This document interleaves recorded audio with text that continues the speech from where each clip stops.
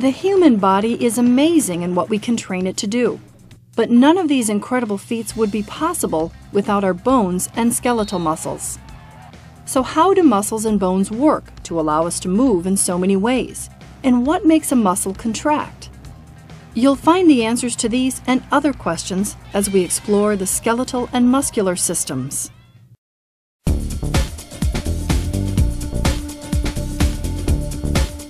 Not all organisms have skeletons. Single-celled organisms, like the amoeba and paramecium, have no need of a skeleton.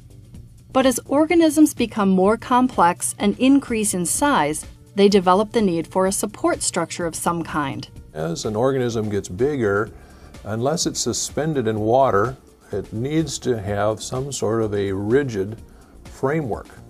And that allows it then to move that rigid framework to produce movement for the organism and to allow the organism to be organized so that soft tissues can be supported by something more rigid. Insects and crustaceans have an exoskeleton, a tough, rigid protective layer on the outside of their bodies that provides strength and allows for a degree of movement. Large, complex organisms, like human beings, have endoskeletons, skeletons on the inside of their bodies. Although the tough outer armor of an exoskeleton is missing, our endoskeleton still provides protection to our vital organs and systems. The skull completely encases the soft tissue of our brain. The sternum and the rib cage protect the heart and lungs from damage from the outside environment. And the bones of the pelvis cradle our internal organs. In addition to its protective function, the skeleton also provides a strong supportive framework to which all of the body's tissues are attached. A third function of the bones is movement. Our skeleton also plays a role in vital body functions, such as chewing our food to aid digestion and creating blood cells in the bone marrow. Bones are also reservoirs for essential minerals, such as calcium and phosphate. One final function of our bones, one you probably haven't thought of, is communication. Tiny bones in the middle ear transmit vibrations from the tympanic membrane to the inner ear, where the auditory nerve is stimulated, allowing us to hear. And a special cartilage forms the larynx that allows us to create vibrations that become speech. Along with the bones are the skeletal muscles that provide us with support and allow us to move. These muscles are called voluntary because their movement is under our conscious control. Involuntary muscles control vital body functions without our conscious direction, such as the beating of the heart, breathing, or the digestion of food. Muscles also play a role in balance and stabilization of the body. Finally, our muscles generate heat. If the body's core temperature drops below a normal 98.6 degrees Fahrenheit, skeletal muscles undergo uncontrolled spasms or shivers to restore the body's temperature.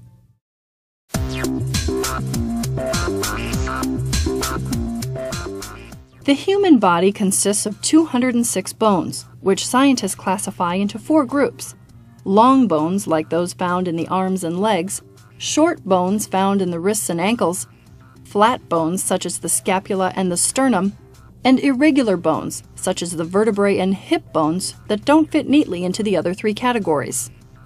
The skeleton itself is further divided into the 2 categories of axial and appendicular for ease of study and reference.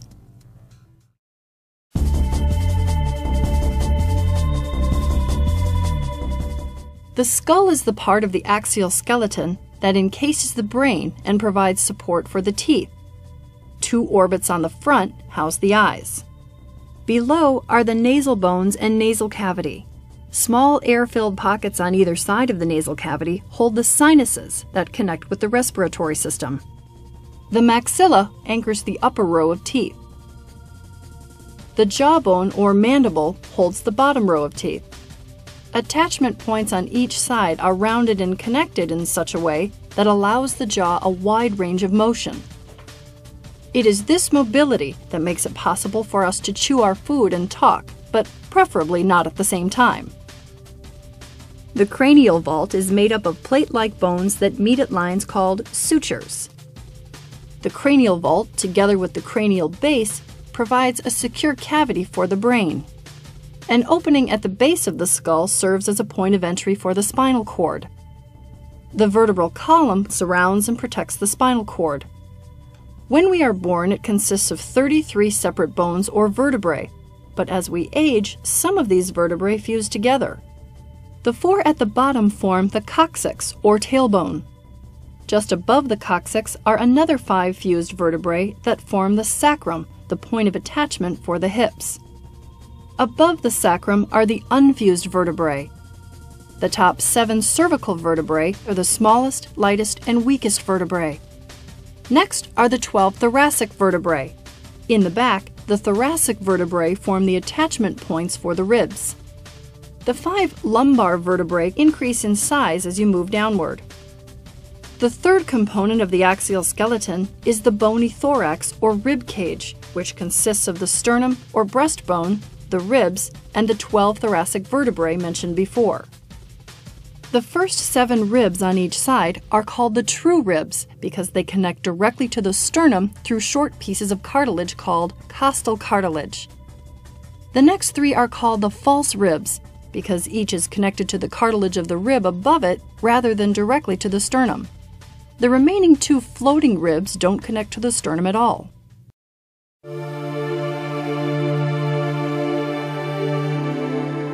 The appendicular skeleton consists of the appendages, or additional parts that are attached to the axial skeleton. The arms and hands are connected through a series of bones called the pectoral girdle. One of the most interesting things about the pectoral girdle is that all of the bones join together with very loosely fitting joints. This gives our arms and shoulders a very wide range of motion, much more than we find in the lower limbs. The pectoral girdle consists primarily of the clavicle or collarbone that is attached to the sternum on one end and the scapula or shoulder blade on the other end. The upper arm, also called the brachium, consists of a single long bone called the humerus. The forearm or antebrachium consists of the radius and the ulna. The ulna is slightly larger than the radius. The carpus or wrist consists of 8 small carpal bones that fit together almost like a jigsaw puzzle. The hand itself consists of 19 bones. The 5 bones of the palm are called metacarpals. If you make a fist, the knuckles are the ends of your metacarpal bones. The 14 remaining bones of the thumb and fingers are called the phalanges. The lower appendicular skeleton is attached to the axial skeleton by the pelvic girdle. The pelvic girdle consists of the ilium, the ischium, the pubis, and the coccyx and sacrum. A ball and socket joint joins the femur to the pelvic girdle. The femur is the longest bone in the body. The other end of the femur joins the tibia, the larger and stronger of the 2 lower leg bones. The other leg bone is the fibula, which is situated parallel to the tibia. The patella, or kneecap, strengthens and protects the knee joint. The distal or far end of the tibia and fibula are connected to the tarsal bones of the ankle. The bones of the soles of the feet are called the metatarsals. And like the hands, there are 14 bones in the toes called phalanges. The bones of the feet are positioned to form arches on the soles of the feet. Flat feet or fallen arches are the result of ligaments that hold the arches in place becoming stretched out. This often makes walking and standing difficult and uncomfortable.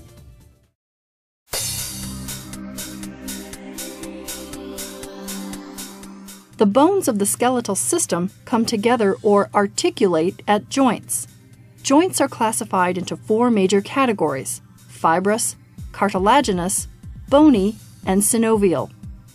In fibrous joints, such as the sutures of the skull, collagen fibers extend from one bone and integrate into another, binding adjacent bones together and keeping them from moving.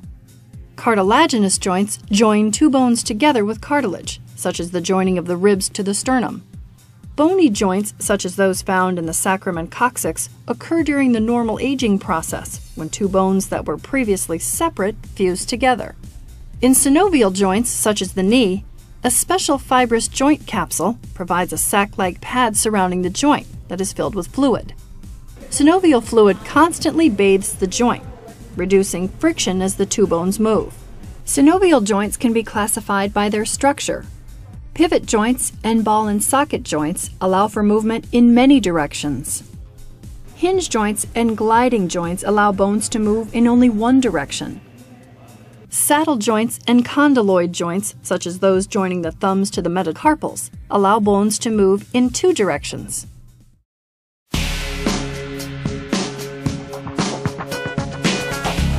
As strong and functional as the skeleton is, it wouldn't do any of us much good without muscles to move it. Muscles come in a variety of shapes and perform a multitude of functions. There are muscles with very broad origins and tight insertions. There are long and thin muscles. There are short and fat muscles.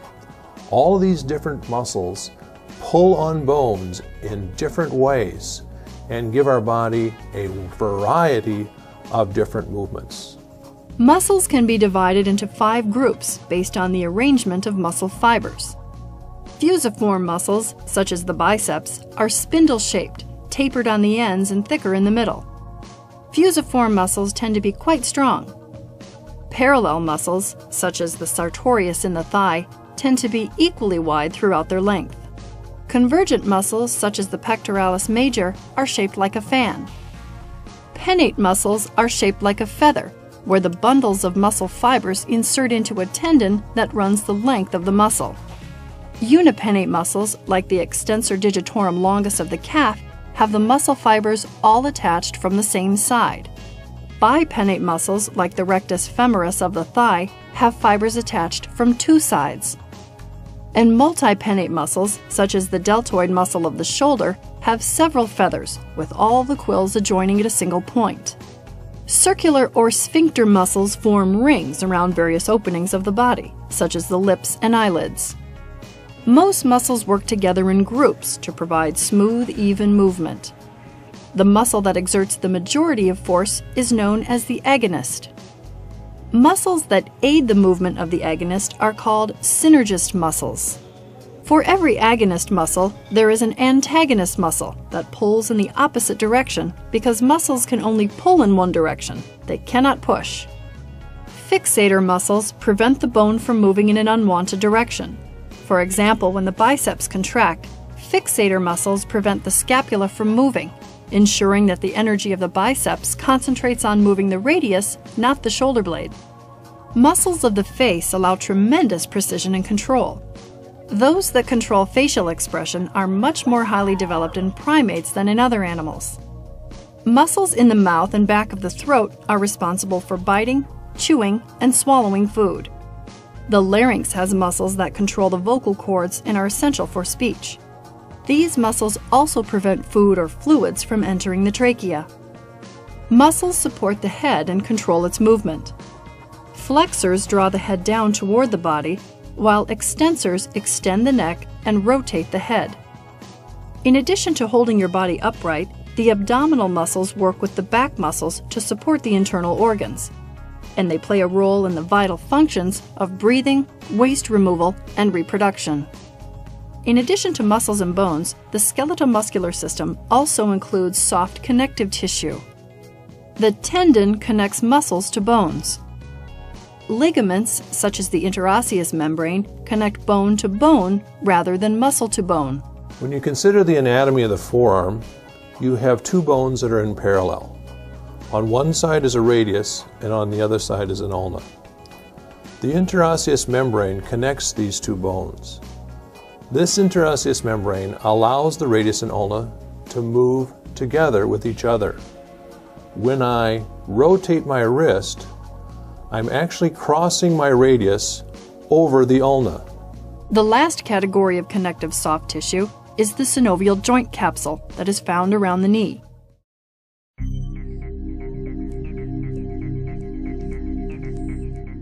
Bone is a composite material made of both organic and inorganic substances. The hardness of bone is due to the union of an organic portion of bone that gives its flexibility and an inorganic portion that provides rigidity and strength. Both of these elements together are essential for the hardness of bone and its ability to function properly. Bones are not completely solid. Remember, they're a living tissue. And so blood vessels and nerves permeate the bone. They are surrounded by layers of bone, giving the bone great strength. On the outside of the bone is the dual-layered periosteum. The tough outer layer contains collagen and serves as a protective coating. The inner osteogenic layer forms new bone cells. Just inside the periosteum is a layer of compact bone composed largely of calcium phosphate. This dense bone appears as a series of concentric rings of bony material called the osteon, which surround an opening called a Haversian canal. Blood vessels and nerves travel the length of the bone through these canals. A membrane called endosteum lines both the Haversian canals and the perforating canals. The perforating canals are another set of channels that run at right angles to the Haversian canals. The endosteum also lines a large medullary cavity at the center of the bone. Unlike the periosteum, it is not as active in bone growth. The medullary cavity in the center contains the marrow. The ends of the long bones contain a different tissue called spongy bone that also has many spaces for marrow. Bones are composed of 4 kinds of cells: osteogenic, a type of stem cell; osteoblasts, bone-building cells; osteoclasts, bone-destroying cells; and osteocytes, cells involved in communication and transport and maintenance of the bone matrix. Let's see how these cells work together. Throughout our lifetime, our bones continually reform, reshape, and grow. In some cases, they may break. When a bone breaks, blood vessels are damaged and blood leaks into the area, forming a hematoma, or pool of blood, that develops into a clot. Osteocytes, disturbed by the fracture, communicate changes in the bone to the osteoblast, osteoclast, and osteogenic cells. As blood vessels infiltrate the site, a soft fibrous granulation tissue is laid down, and a soft callus of fibrocartilage begins to form. Osteoblasts produce a hard callus that adheres to the dead bone at the injury site. They also form a temporary bridge of spongy bone to hold the ends together. Finally, osteoclasts act to remove any excess bone and callus. Within 4 to 6 months from the date of injury, repair is complete.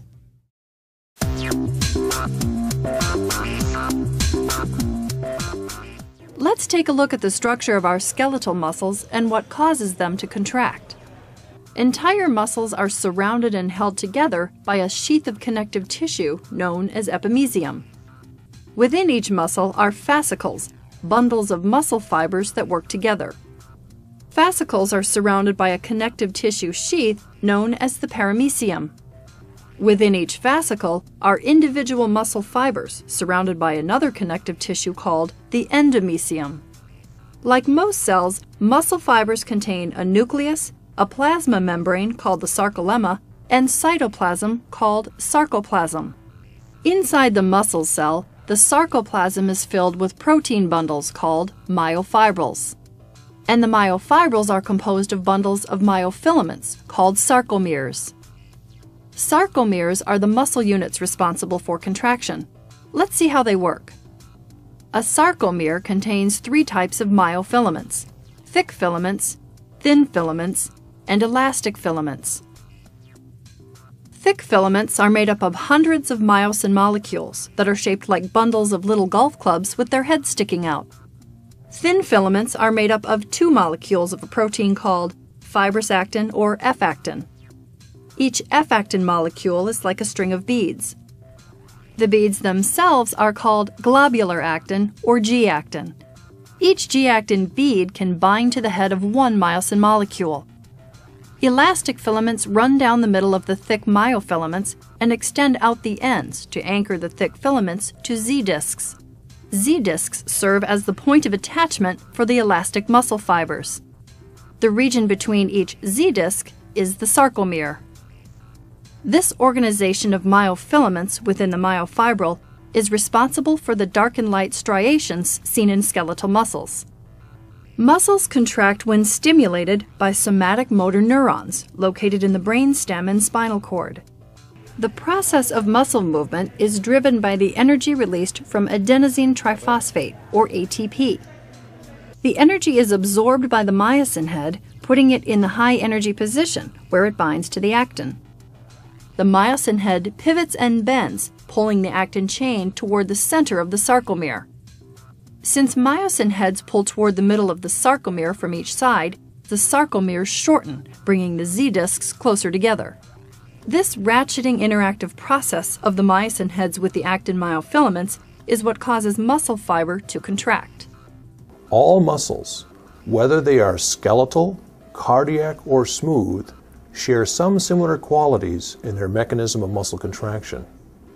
This means that all muscles contain myosin and actin and use ATP as their source of energy for movement.